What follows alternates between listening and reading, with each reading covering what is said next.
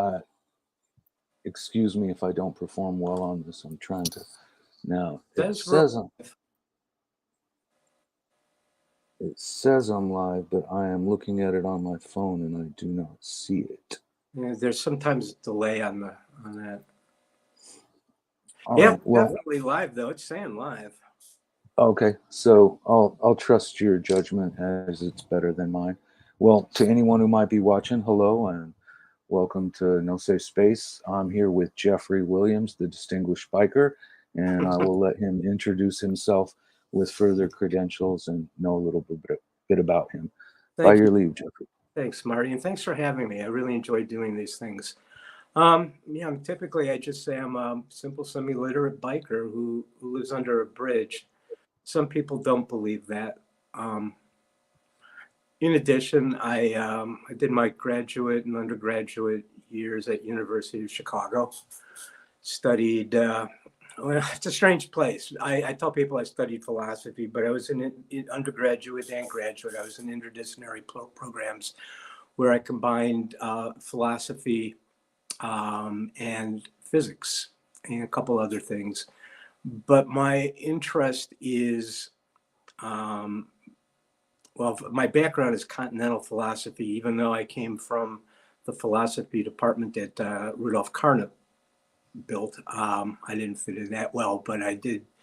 As a graduate, I went on to the Committee on Social Thought and did fully focus on continental philosophy and physics. My interest is that sort of area where they collide, where physics hits the impenetrable wall of decoherence and throws up a whole bunch of mysteries.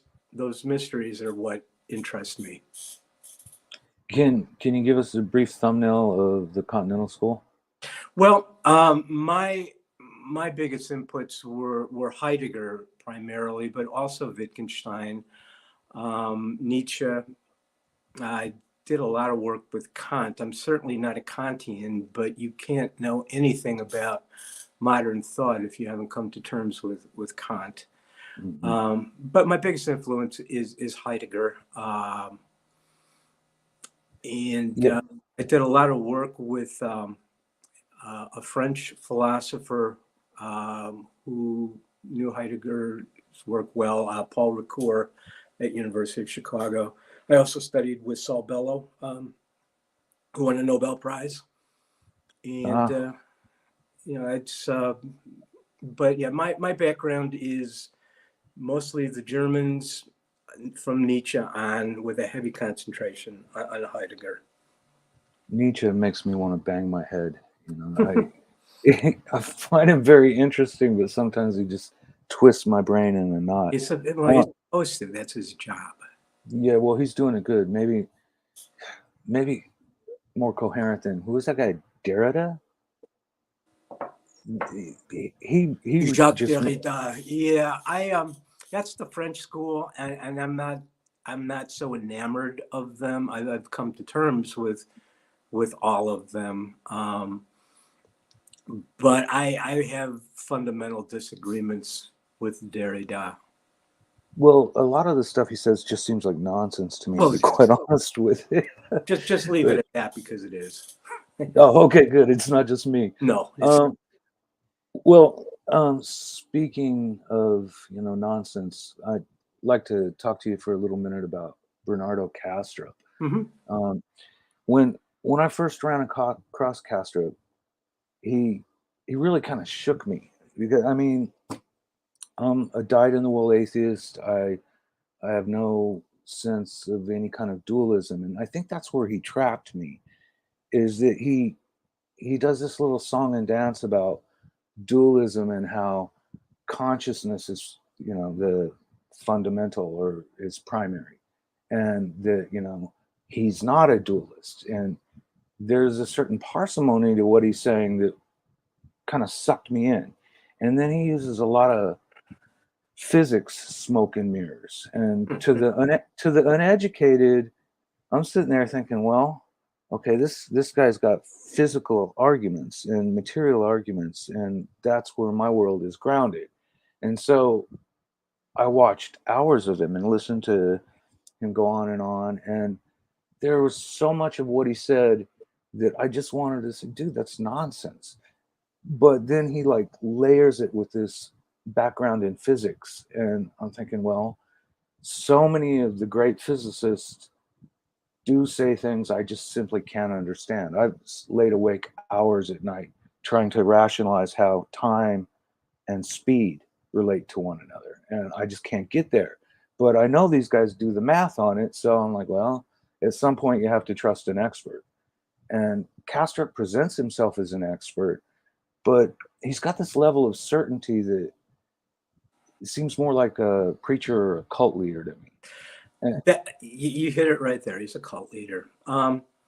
His claim of being knowledgeable in physics itself is fraudulent. He was the IT guy. oh, That's right. Okay, he was the computer guy.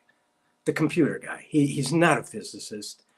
ah, His knowledge of physics is pretty superficial, and what he does know, he tends to distort. Um, but no, I would not trust his descriptions of the physics at all. He's a computer guy. He's not a physicist. He does have a PhD in philosophy, a newly minted one. Don't take that as anything. I mean, having a PhD in philosophy, first of all, doesn't mean that much. Second, he just got it. It takes about 30 years to figure where you stand in the philosophical debate. It's not something that you go to school for 8 years and go, okay, I got it. It doesn't work that way. That's why some of the greatest thinkers like Heidegger, Wittgenstein, Kant, had to renounce Hume, had to renounce their earlier works because they wrote too soon. His Castrop's understanding of philosophy is extremely thin, superficial, and not very broad. But most of what he says is just simply nonsense. He's playing to people who don't know better and are looking for easy answers. He's looking for a cult. And now he's got his Essentia Foundation, which is just selling all kinds of nonsense to the gullible. I mean, that's what it is. He has a way of avoiding debates or serious discussions with people who can expose him. He's done it a couple of times and, screamed and was butthurt for weeks afterwards. Sabina Hassenfelder is one of them. I mean, to go talk to a physicist and debate physics when you're the computer guy, it's the height of stupidity, and she made a complete fool of him. And if he were to actually debate somebody who knew philosophy, that person would also, but he avoids those. He stays with friendly or naive questioners, and he blocked me on Twitter because I pointed out to him that, he's going on about consciousness being the ontological primitive. Then in an argument with somebody who's trying to say that computers can have consciousness, he said, well, no, because without ATP, there is no consciousness. And it was one of the very few things he said that was actually right. Of course, ATP is the molecule that transfers energy in the brain. And what he was saying is, right, without energy, there's no consciousness, which makes energy elemental to consciousness. You can't say consciousness is the ontological primitive, but it requires energy. then energy would be the ontological primitive. Exactly. Yeah, And in physics, as far as anybody knows, that is the lowest level of existence there is energy in quantum fields, and everything emerges out of the interplay of the energy waves of quantum fields. We have an emergent universe. including consciousness. Cut off the energy, consciousness dissipates into nothing. It only exists as a self-organization of energy. And as far as we have ever seen, it only exists where there is a living brain. So how the hell could that be an ontological primitive? It can't. It's utter nonsense. What he's done is he's trying to resurrect old metaphysics that died at the beginning of last century, and sell it to the rubes. I mean, that's what he's doing. Yeah, I mean, his most of his spiel just troubled me. But like I say, he salts it up with, all this talk of physics, and that made me think, well, okay, maybe I'm just not smart enough to understand what this guy's saying. But there's still um, there's still one piece that he throws out there that I am inclined to take the bait on, and that is that consciousness isn't, if I understand it right, substrate independent. I really have difficulty making the leap to a conscious machine, artificial intelligence as No. conscious. You don't buy that either? Oh, no, absolutely not. Absolutely not. Consciousness is not computational. We Uh-uh. can mimic our computational abilities within consciousness Mm-mm. in machines, but that's just one of the capabilities that we have as conscious beings. At its core, consciousness is not computation. Mm-mm. Penrose has recently come to that realization, and he's doing a lot of work on quantum mind. Very interesting stuff. But consciousness is not computational. You can't mimic it in a computer, a machine that does nothing but computations.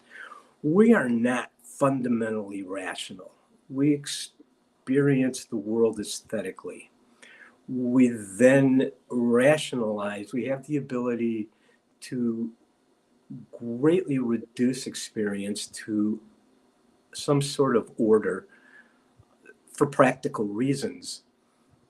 But that's not, I mean, we primarily experience the world aesthetically and then reason afterwards. That's just how humans are. And to me, that's a profoundly good thing, because rationality can never lead you to any ultimate truth. It's a reduction. Consciousness is a series of reductions. Um,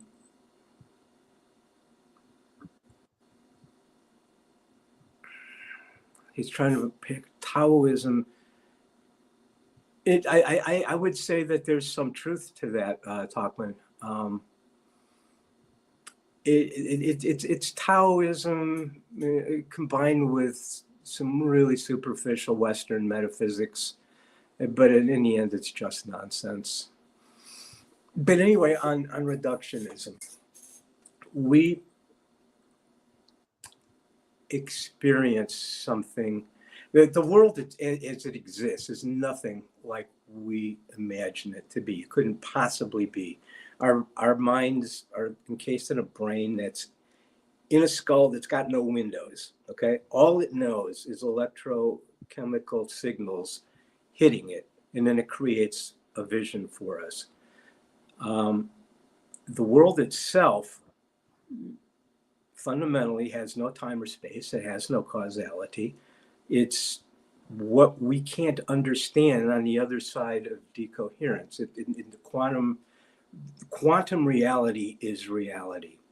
We can't grasp it because we cannot think outside time or space or causality. We just simply are not equipped to do that. So we make up spatial and temporal metaphors for what we can't understand. We talk about quantum fields, even though there's no space. We talk about waves, even though there's no time, because we don't have another way to grasp it. But what it actually exists as is just what physicists call quantum foam, or loop quantum gravity physicists call spin foam. And it's just simply what the waves throw up in chaotic relationships that we couldn't begin to imagine, that would overwhelm us. So our very first act of consciousness is reduction.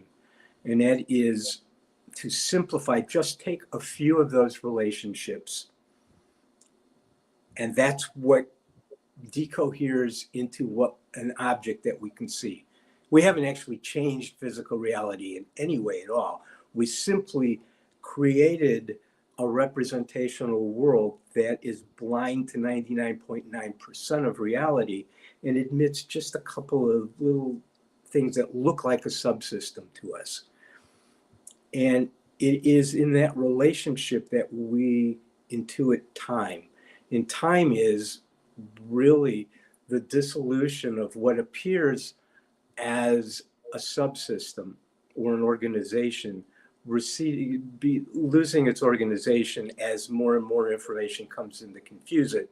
And that's entropy, and that's the arrow of time. So that our very first act of consciousness is a reduction of letting certain things into our consciousness and blocking out everything else, the rest of the universe. And the further our timeline goes along, the fewer things we can admit into that universe, because Wojciech Zurek does a great job of explaining this, how certain things can come into our decohered world, but other things are ruled out because of our timeline. For example, I can't go meet my dead mother in Paris. That's no longer one of the possibilities. So that one can't decohere into my timeline. You know, Zurich explains that's one of those things that has full cones off diagonal. He's got density matrices, and he shows how certain density matrices can slip their way in, others cannot. But it's our world, our conception of a world that is changing. It's not ultimate reality. All of that stuff still exists as however it exists, but we can't imagine it. So that's the first reduction. And then what happens is we take all of that sense data and reduce it further into a concept, into an idea. We treat it logically, but all of this takes us further and further from the ultimate reality. It's also what allowed us to survive, because it gives us a sort of a practical sketch of what's around us and allows us to plan. But it takes us further and further from reality. Well, The other way we are also, because I said we're basically aesthetic, we can experience before the full reduction. And that's what music and art and poetry is. It presences something deeper. It gives us an entree into something deeper that we can't conceptualize. It's pre-logical, but it's closer to fundamental truth than our further reductions. It's less practical.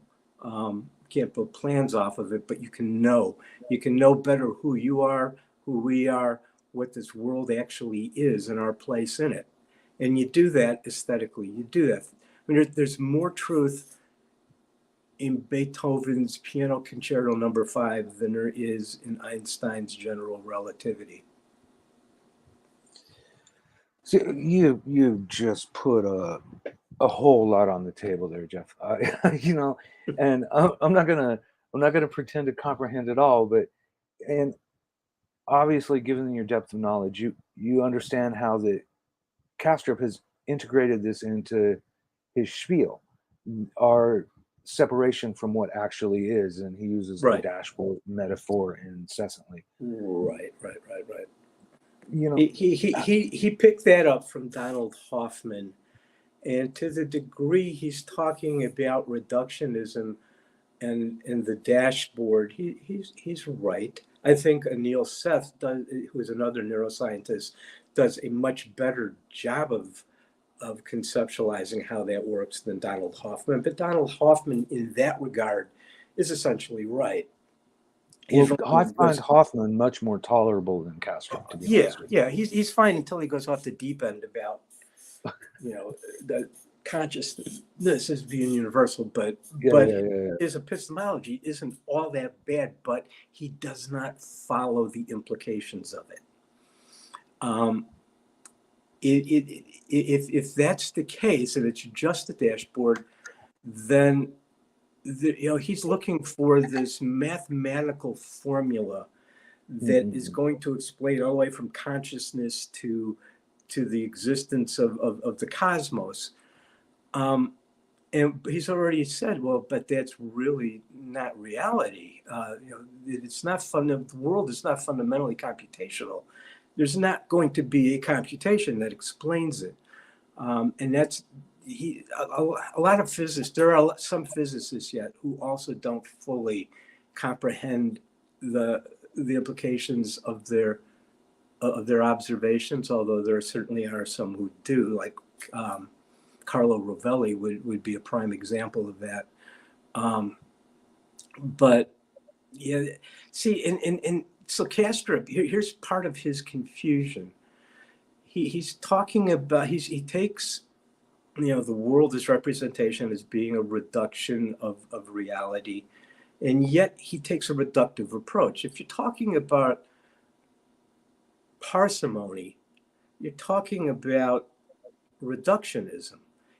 In a world that's irrational, parsimony isn't going to be a good marker for the truth. It's going to be a marker for a reductive act, which takes you further from the truth. So arguing for parsimony is self-contradictory for him. You can't say that you can't take the Hoffman approach of icons and then say I can now look at physical ultimate reality through the most parsimonious explanation. It's self-contradictory. And if the 20th century taught us anything, it was that. There was nothing more parsimonious than 19th century atomic theory. Explained everything except that it was wrong. And then we found out, no, that there's really quantum mechanics, which is so complicated we can't begin to grasp it. There's 100 years later, we still don't have a valid interpretation of quantum mechanics. We know what comes out of the equation. We haven't a clue why. We have no understanding of how quantum mechanics actually works, what it is, because it is outside of space, time, and causality, which we cannot grasp. I mean, try talking about a lack of time without reference to time. I mean, a lack of time is a reference to time. Timelessness is a reference to time. Eternity is a reference to time. We can't do it. We're just simply not able to do it. Maybe aesthetically we can get some intimation of it, but rationally we cannot think that way. Yeah, those are not evolved tools that we learned on the savannah. No, exactly not. It would have been totally useless to us. Yeah. Our rationality evolved for purely practical reasons. And none of that had to do with knowing fundamental reality. It had to do with not getting eaten by lions and catching whatever we can catch to eat. That's all it was practical. Heidegger makes a big deal of that, although not in those terms. Metaphysics itself is what leads to technology, because it reduces everything that we encounter in the world to equal beings. It takes the being, the essence, out of things. It displaces it to some immaterial realm that doesn't even exist. And in doing that, we've devalued the world and turned it into just objects of our manipulation, which is really the whole purpose of reason to begin with. And that's led us through 25 years of metaphysics to the age of technology, where everything is equal. Heidegger talks of that is the moment that of Western thought switching from logos or aesthetic knowledge to metaphysics was the moment when A is A got changed to A equals A. And the is, which was all important before then, is being. And being is no longer here. It got displaced to some ideal realm where we can't access it, and we've shrunk the world to a reduction. So everything now is purely just raw material, and it loses its identity, its isness.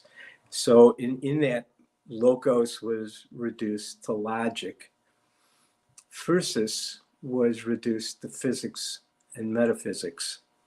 And that was the beginning of the 2,500-year era of metaphysics, which Kastrup wants to resurrect.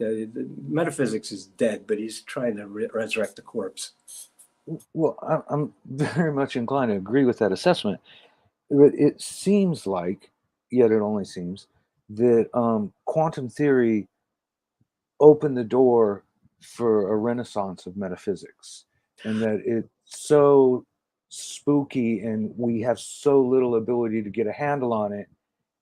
It's like, oh, okay, well, now we can refer back to our old superstitious ways. And, I'm You're always right. reminded of, I'm No, reminded of, Feynman's thing. If you think you understand quantum physics, you don't understand quantum physics. that's right, because the first thing that you understand about it is it's incomprehensible. And you are absolutely right that it reawakened the temptation to go to metaphysics. And I think I said earlier, there are some physicists who refuse to accept the implications of the observations, and they in fact do revert back into metaphysics. They make the error of speaking before what can't be spoken. Um, multi-world, Wheeler's multi-world that some others like Sean Carroll promote today is empty metaphysical speculation. It's utter nonsense. It's what we can't know. The one thing we can know is anything we imagine it to be is going to be wrong, because anything we imagine it to be is within the constraints of our cognitive conditions, or conditions of thought, which we know are not applicable to the quantum realm. All we know about the quantum realm is negatively. We know it's not this, this, or this, but we can't say what it is. And if we do try to say what it is, we're putting it back into those reductive conditions of thought, which absolutely have to be wrong. And that in itself is why metaphysics is dead. Doesn't mean there aren't academic drones who carry the coffin around as it stinks, but it's dead. We can't say anything about fundamental reality through metaphysics, because whatever it is will be wrong, including saying consciousness is the ontological primitive. Well, and didn't we get this lesson early on in Eastern philosophy? What can be said of the Tao is not the Tao. Exactly. Whatever whatever you want to say about quantum Yeah. physics. Yeah. Yeah, whatever you say about it is it just, well, and that's what Feynman meant, and few people understood this better than Feynman. If you think you understand it, you don't understand it, because the first thing to understand is it's not comprehensible. You can't understand it. We did not evolve that capacity. It's not why our intellect developed. It developed to make stuff in the plan, except for aesthetics, and that's a whole. I'm jumping all over the place, but No, I please jump mentioned around. Wittgenstein and Heidegger before, and both of them are major influences on me, but Heidegger's the big influence. And this is where Heidegger and Wittgenstein, the late Wittgenstein, not the early Wittgenstein that he had to renounce, but the late Wittgenstein, this is where they part. They both realized that the world is fundamentally a mystery that cannot be rationally explained. And you should be quiet before that which cannot be spoken. They both thought that. The difference was Wittgenstein thought it was impossible to ground your thought in truth. He had the image of the magic carpet that it hovered above. It wasn't grounded. And the only way you could ground something was within a language game, within the usage of concepts and words of a people playing a game, a common game. You could ground it in that, but that was a magic carpet. It wasn't grounded in anything at all. It was all just simply relative. Heidegger said you can ground language. And he goes, there is language that's like a carpet. He used the word Schwebung. It was floating, and that's everyday language. Everyday language is the language of metaphysics. It's uprooted. But there is authentic poetic language that arises aesthetically that is grounded in the appearance of being in our original experience of it. I talked before about things come over the horizon into our world, but they do so less reduced originally. And that's where logos rather than logic can lead us to some sort of knowledge. We have to rethink what knowledge is, what knowing is. It's not what we have thought for 2,500 years. It's the recognition of an essence. Yeah, so am I talking. I think we're talking in the same thing with different words. The metaphysical stuff is what dooms it, but that's not in the original Tao. Yeah, the metaphysics just seems like hand waving to me, and oh well, we don't understand. Making shit up is all it is. Exactly. And you took me a little bit afield. It's kind of ironic that when I was, when you just agreed to have this conversation with me, I listened to a podcast with this philosopher and a psychologist and very bad wizards. I don't know if you've heard of it. It's very entertaining. No. And they went over a Lakoff paper on the contemporary use of metaphor. Mm-hmm. And right around that same time, I tuned into your conversations about the genetic code being a metaphor. Yes. And then I went and I read Lakoff's paper, and I'm like, okay, well, but prior to that, I'm listening to your conversations with these two guys, and if I understand Stan Lakoff right, he's suggesting that metaphor is not in language; it's in thought, and that it's part of how we think. And he's like, try to describe your relationship as other than a journey. We hit a bumpy road, we're at a crossroads, that's how we think about things is Right. metaphorically. And that seemed to me your interlocutor's problem was they were standing on the scaffolding and misperceiving the scaffolding as the ground. That's a good way to put it. They did so for ideological reasons. Both of them were Christian apologists who, under all of this, were trying to argue that DNA is a code. A code can't exist without a coder, therefore God. One of the stupidest arguments you could ever imagine. Yeah. But that's what they were trying to defend. So they weren't able to concede that it's an obvious metaphor. We think in metaphors all the time. Just a quick note on metaphor. Just like we have reductive thinking and aesthetic thinking, we have scientific metaphor and we have poetic metaphor. Mm-hmm. And they do opposite things. Scientific metaphor is reductive. It takes the inexplicable, like what is DNA? I mean, if we follow that, I mean, it gets us right to being where we can't understand. But if we reduce it to the metaphor of genetic code, we can manipulate it. So it takes the incomprehensible and reduces it to the manipulatable. That's what a scientific metaphor does. And we're full of that kind of stuff. We have atomic clouds, where we used to think we had electron orbits. We now call it a cloud. We have quantum fields without space. We have waves without time. They're all metaphors taking the incomprehensible to something we can do something with. That's a scientific metaphor, and science is full of them. It's got nothing but metaphors. People think that physics is really mathematics, but it's not.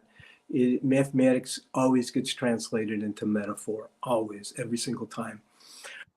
Poetic metaphor goes the other way. Poetic metaphor takes something simple and expands the context of it so that we get intimations of the incomprehensible. It goes the other way. It points us to what it cannot say. All good poetic metaphor does that. I wrote an essay on Blake's Burning Tiger, where the burning in its eyes is really, first of all, everything about it he does to shock so that you get out of your normal frame of reference. He uses an antiquated spelling of tiger, he uses a Y. Tigers don't burn, but it shocks you, and then you follow the words and you realize you encounter being itself. A good poetic metaphor will do that. But all we really have when you come down to it is metaphor and music. That's how we know the world, metaphor and music. So you're doing a lot of heavy lifting here. Is it, can you help give me a handle on time? Because you're taking us out of time. Okay. There are two things we absolutely do not know. I'll give you my feeling on time, but I need to preface it. There's two things that are not understood, no matter how adamant some people are about it: time and gravity. Those are mysteries and probably will remain mysteries. But I'm sorry. Go on. What you? No, please. I think you're on track to answer my question. I don't. When you say we're not in time, and you talk about how quantum is not in time, to me, time is just fundamental, and it's hard for me to just think that it isn't. It's a linear thing. We know for certain through observations of quantum events that it is not fundamental. Rovelli talks about how when our equations for fundamental reality, like quantum gravity and things like that, do not contain the symbol T. You don't need time to describe certain quantum events.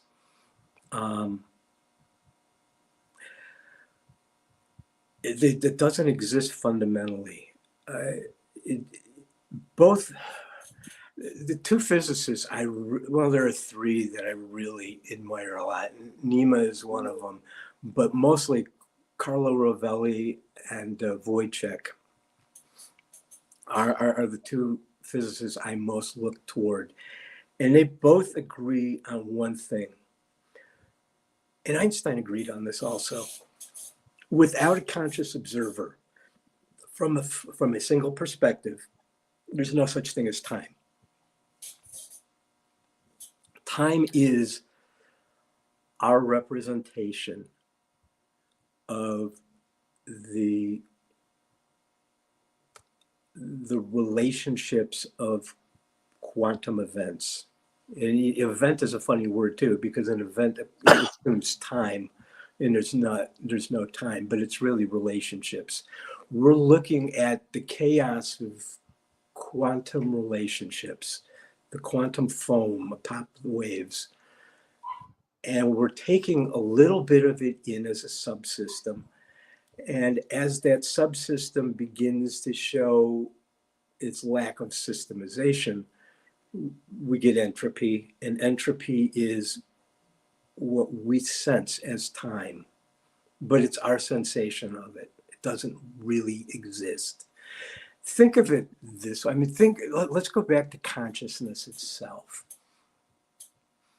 Remember, we don't directly see reality. There are no colors, there are no shapes, there are no solids. None of that exists.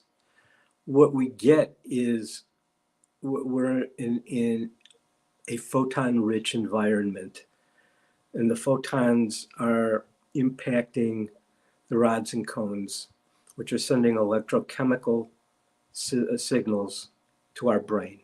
Okay, that's all we have are photons.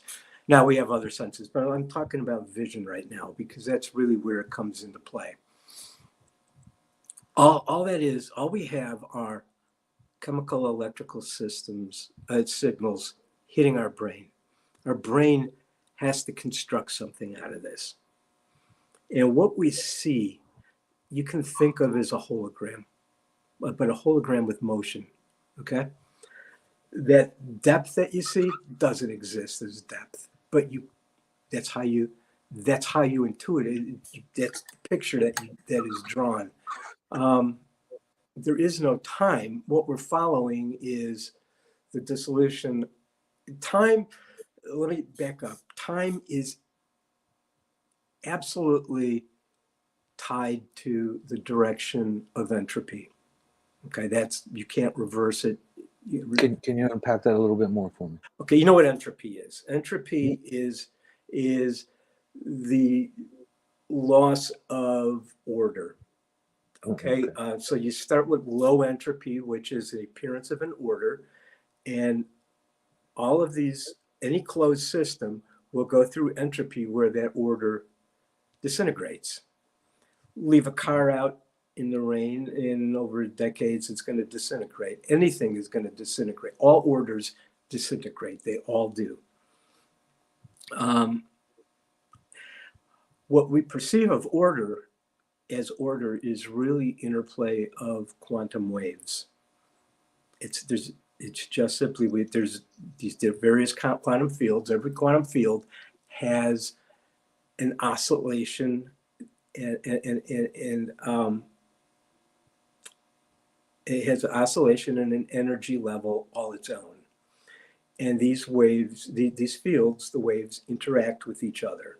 And they can form what seem to be self-organizations. We're one of those, okay? We're basically just quantum waves, self-organized. And out of that, one of the things that emerges from that self-organization is consciousness. Now, that's what exists, but that's not what we see. We see photons bouncing off of force. Think of it as a force field. Okay, the wall in front of you has no color. It doesn't. What you see are somewhat uniform refractions hitting your eyebrow, your eyes, and your brain is turning that into a hologram. It's got information coming in, then it's going to construct a hologram for you. And but that wall isn't solid. I mean, think all you're seeing is photons coming back at you. And think of what happens if the photons don't come back at you. You look through something that's transparent. It's transparent because the photons aren't hitting back at you, but the ones on the wall are, because we've developed paint that specifically is designed to refract certain frequencies. And that's what you see. How can you pull time out of the concept of entropy? I mean, if because these things are just breaking down, isn't that a process over time? Yes, well, that's this is where language becomes difficult. Yes, what you just said is true. But what is the time? The time is our playing out of the realization of the breakdown of what we thought was an order. Okay, So think time of it. is observer specific. Absolutely, that's the one thing that Einstein, Wojciech, Ravelli, and many others would agree on: is time is observer specific. There is no overall time to the universe. There is no such thing.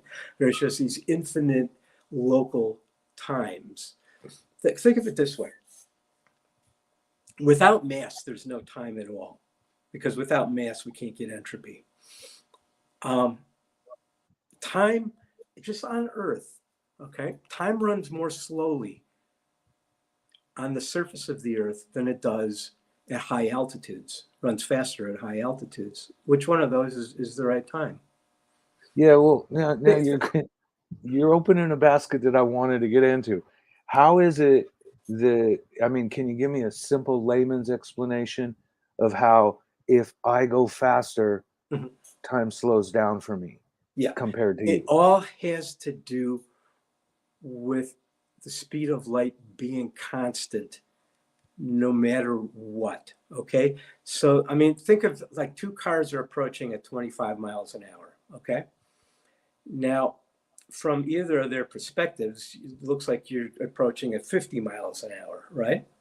Because you got relative motion coming toward each other. Light works differently. Light is going to come at you the same speed, whether the object is approaching or whether the object is receding. Light works differently from anything else, okay? That means time and space have to dilate or contract. Okay, okay. I think I'm making basic contact with your point. So if you're in a spaceship, you're going the speed of light, you turn your lights on, they move out in front of you at the speed of light Exactly. because you can Right. claim to be static. Right. And if you're standing still, okay, and that spaceship near the speed of light goes by you,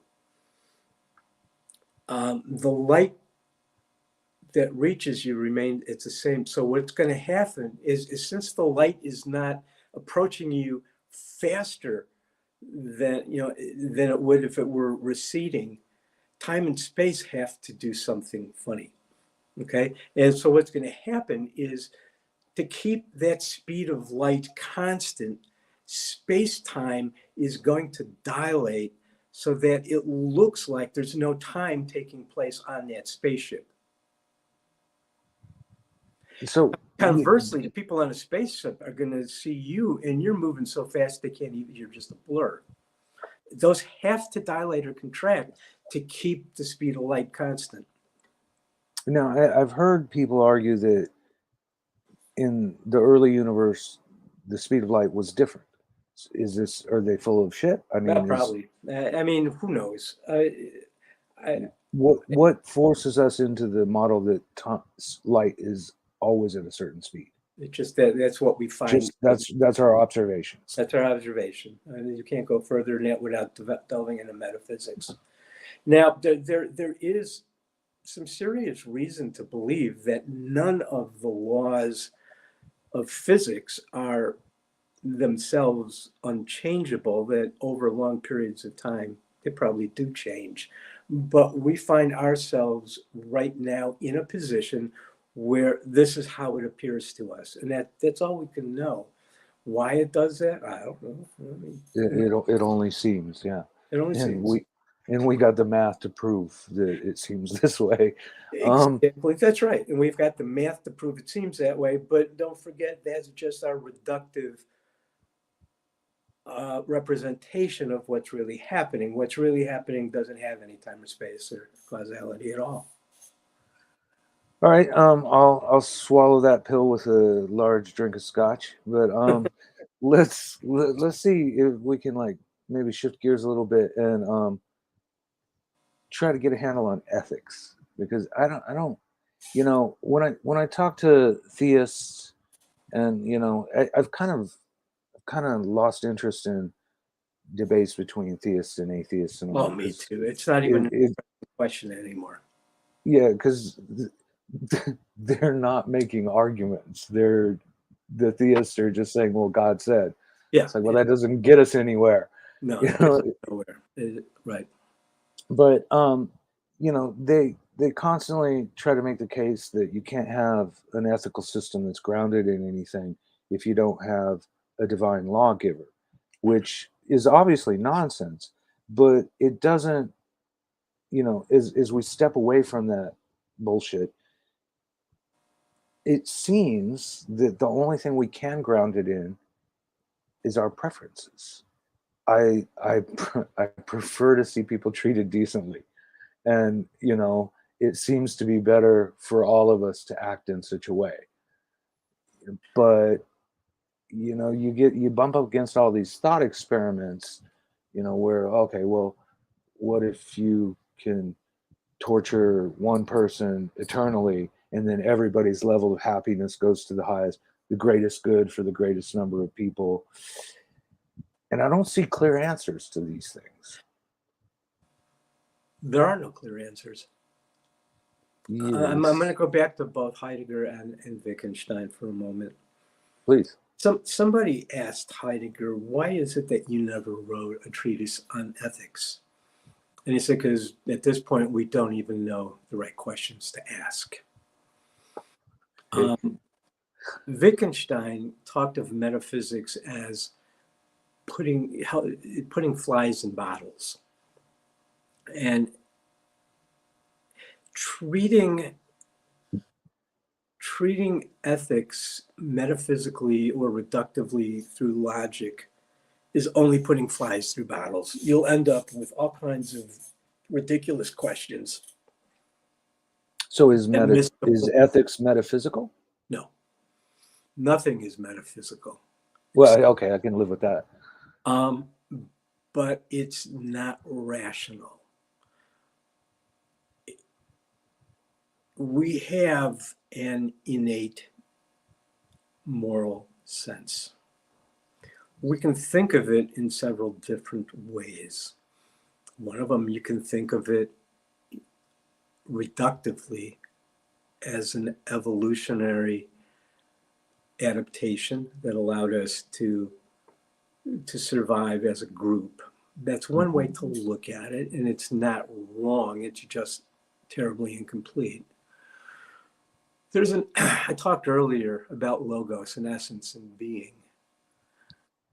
And aesthetically, we can learn who we are. And we're more than just evolution.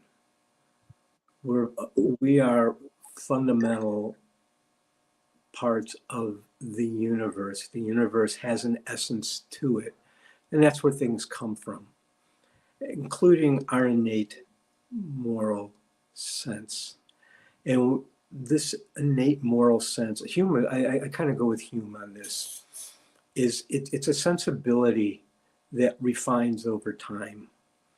You can't reason it. Okay, you cannot reason morality. You can feel it. When we are morally outraged, you feel it in your gut. You don't go through a syllogism. You don't say, well, this is this and this is this, and therefore I'm outraged. You feel it in your gut. It's an emotion, it's a sensibility that we all share the same way that we share the facility of logic. Okay, we all are, it's innate. We have the ability to reason. And we have unless we're a sociopath, unless something has gone terribly wrong in our development, we have an innate moral sense. And it has refined over time, which negates the idea of an objective morality. There is no objective morality. It's purely innate. It's purely a sensibility. And it's changed dramatically since the days of the Bible. These people who look at the Bible and say, okay, this is our objective morality.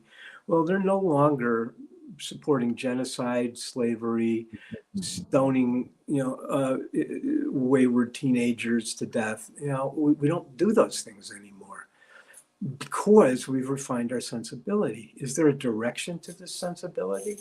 I think so.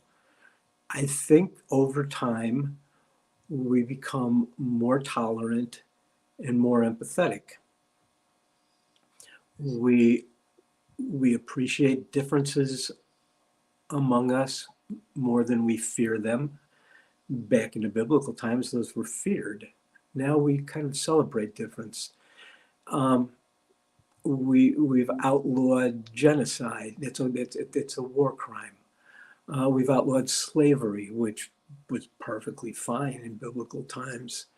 We've outlawed the brutality of governments toward a more empathetic approach to crime. Not that we don't have a long way to go, but we've gone a long way from biblical justice, the law of Hammurabi, which is what informed the Old Testament law. We refine over time according to our better nature. Well, so then it is a negotiated settlement. There, like you said, there's no objective grounding for it. None. So we have to talk amongst ourselves and decide where to draw that line. We do. We have to talk amongst ourselves, but we have to consult. This is where the Heidegger part comes in. Okay, we have to consult our nature because it comes from our nature, and we don't yet know the right questions to ask. Although I think we've come some distance toward it. But we have to agree among us, and that would maybe objectify it in an objective agreement. But the morality itself isn't objective. We're simply trying to make some sense out of from our own essence, from what we feel in our gut. Because what you feel in your gut, that's morality. That's where conscience comes in. If we're not a sociopath, we have a conscience, and that conscience tied to our inner sense of a morality, and it's more refined in some than in others. But we need to rethink all of that. But to do that, like you said, we don't know the right questions to ask because we haven't really rethought what knowledge even is. How do we know things aesthetically rather than what Heidegger calls through the cheap acid bath of logic? How do we get to know that? And that's why all the moral questions become bogged down. We try to apply reason to it, and it, just like ultimate quantum reality, it rebels against all attempts at reason. It just rebels. It says, I don't have anything to do with that. I'm sorry. And things become gray. People want black and white. I want this to be right and this to be wrong. But we live in a relativistic universe, and that Indeed, relativism comes from a defining point of view in a subject. And just like there is no one time, there's no one right or wrong. There's a moral landscape, as Harris would put it. But it seems like just when we open the door to not being able to objectively ground morality, like I'm sure you're familiar with Harris's moral landscape arguments. There are things. This is difficult to accommodate because it seems to open the slippery slope to nihilism. Sure it does. Okay. So Dostoevsky was right. If there's no God, everything is permissible. And while it is permissible, it, like you say, it can offend our sensibilities. Exactly. Not everything is permissible once we better understand ourselves. Which we don't yet.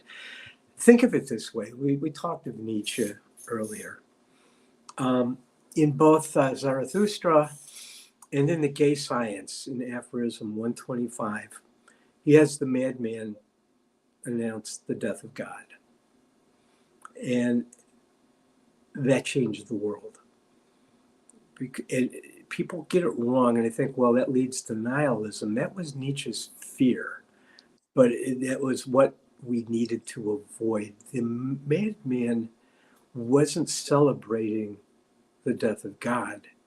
He was panicked. He lost he initiated the time of vertigo. There was no up or down, right or left. It was just simply dizziness. We're now on our own. And who among us is strong enough to reorient us? That was his fear.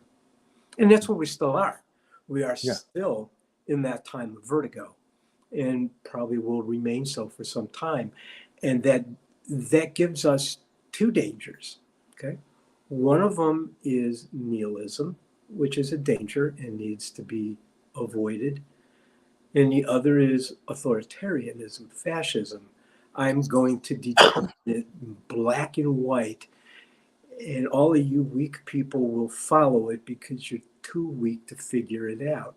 Those are our two dangers right now. We've got postmodern nihilism, and we've got creeping fascism, and that's the world we're in today. Yeah. I think you outlined that really well. You know, mm, I'm so very interested in ethics, but I have so little grasp of it. You know, the contemporary people I listen to talk about philosophy on YouTube and whatnot. There's this one kid named Alex, and he's a very smart kid. You know, I think he went to Ivy League in the UK, and he speaks regularly about this moral emergency we have of factory farming, and it appeals it appeals to me. I'm taking that bait. Mm-hmm. Factory farming is horrific, and yet the complications of my adjusting my diet to exclude these animals is not only cumbersome. We so you think, well, what's the good of extending your life by not drinking if you never enjoy a beer? This, okay, well, I don't want to eat factory farm animals, but I actually see what's happening around me is it's life consuming life. So I don't really have a problem with eating animals. I just have a problem with torturing them before I eat them, and Right. yet I don't have the bandwidth to source everything that goes into my mouth, you know, No, and and it leaves me feeling like, well, there are billions of beings who are suffering horrifically because it's just too inconvenient for us as a species to try and figure out what we can do about it. right. That's absolutely. I mean, I think you've summed that well, and it's indicative of the many dilemmas that we face because we haven't sorted any of this out. And we won't if we just try to reason our way through it. We need to figure out who we are and what this world is that we live in. Until we do that, nothing else really is going to get solved. And that's a major undertaking. Who the hell? Well, and where does personal accountability come in? Because I'm so far down when I go to the store and I get something to eat, making a decision and saying, okay, no, I'm only going to eat vegetables because then only the rats got ground up by the machines that harvested the veg. It seems like mental masturbation to a certain extent. Well, it's The exactly what it is. That's exactly what it is. You okay, can't reason your way to it. yeah. Well, um, maybe get your impressions on some. I'm mindful of your time, sir. You've already given me an hour of it. If you feel the need to cut strings, or I'm okay with that. But I got a little bit more. One thing I haven't mentioned this to anybody. I feel I'm recovering from COVID at the moment, so I'm getting a little oh, my second bout with it. I I'm had it sorry. on the, I had it really really bad on the first go round before we had vaccines, and I was very ill. And I've got it again, even though I've had three boosters, but it's really minor this time. It's not that big a deal, but I do kind of run out of energy. As you can see, my eyes drooping. Yeah. Well, then we'll maybe I can touch on one brief thing with you, and then I we'll wrap it absolutely, up. please. I can I keep. I I, I could talk to you till the sun came back up, but the Chicago School. You're an economist, and you give me any impressions about how economics fits into your moral world, and maybe like what the Chicago boys did in Chile, and is this? You know what? I wish I could. I have so completely changed my view on that since 2016 that I don't know what I think about it anymore. I used to be, I mean, I learned economics from Milton Friedman, who is probably the most intelligent human being I ever met in my life. The guy was, I mean, this guy's IQ was just beyond anything you could imagine.